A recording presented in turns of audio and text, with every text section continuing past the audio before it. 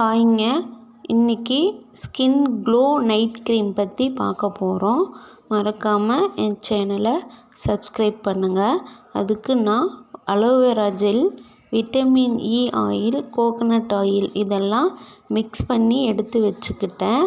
அதோட பன்னீர் ரோஸோடைய எக்ஸ்ட்ராக்ட் கொஞ்சம் எடுத்து நம்ம மிக்ஸ் பண்ணி நல்லா ஒரு பைண்ட் கொடுத்தோம்னா அது நமக்கு க்ரீமாக மாறும். அந்த மாறின க்ரீமை நம்ம நைட் டைமில் ஸ்கின்னில் அப்ளை பண்ணிவிட்டு படுக்கக்குள்ளே உங்கள் ஸ்கின் நல்லா க்ளோவாக இருக்கும். கோகனட் ஆயில் ஸ்கின்னுக்கு எவ்வளோ பெனிஃபிட் அப்படிங்கிறது நமக்கு தெரியும்.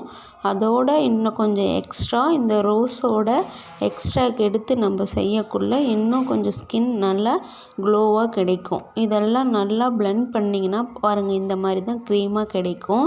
இப்போ நான் இதை கையில் அப்ளை பண்ணி காட்டுறேன் பாருங்கள். ட்ரையாக இருக்க ஸ்கின் எவ்வளோ கிளாஸியாக ஒரு மாதிரி சாஃப்டாக ஷைனிங்காக இருக்கும் அப்படிங்கிறத பாருங்கள். இப்போ நான் இதை என்னுடைய கையில் அப்ளை பண்ணி காட்டுறேன். இதை டெய்லி நைட் டைமில் நீங்கள் யூஸ் பண்ணிங்கன்னா உங்கள் ஸ்கின் அந்த ட்ரை ஆகிற ஃபீல் இருக்காது. ஒரு மாதிரி ஷைனிங்காக இருக்கும். வறட்சியாக இருந்தால் தான் பல பிரச்சனைகள் வரும். ஆயிலியாக இருக்கக்குள்ளே நமக்கு அது ரொம்ப பிம்பிள் வரும். அதனால் நார்மலாக மெயின்டைன் பண்ணுறதுக்கு இந்த க்ரீமை யூஸ் பண்ணிக்கலாம். நீங்கள் இந்த மாதிரி அலோவேரா ஜெல் கட்டாயம் வீட்டில் வச்சுருப்பீங்க. அதோட விட்டமின் இ கேப்சூலும் கோகனட் ஆயிலும் மிக்ஸ் பண்ணி இதோட எக்ஸ்ட்ராக் எடுத்து பண்ணலாம். இது ஒரு சிம்பிளான ட்ரிக் தான். இதை யூஸ் பண்ணி பாருங்கள். எந்த ஒரு ப்ராடக்ட் நீங்கள் யூஸ் பண்ணாலும் அதை அட்லீஸ்ட் ஒரு 10 நாளாவது நீங்கள் யூஸ் பண்ணணும்.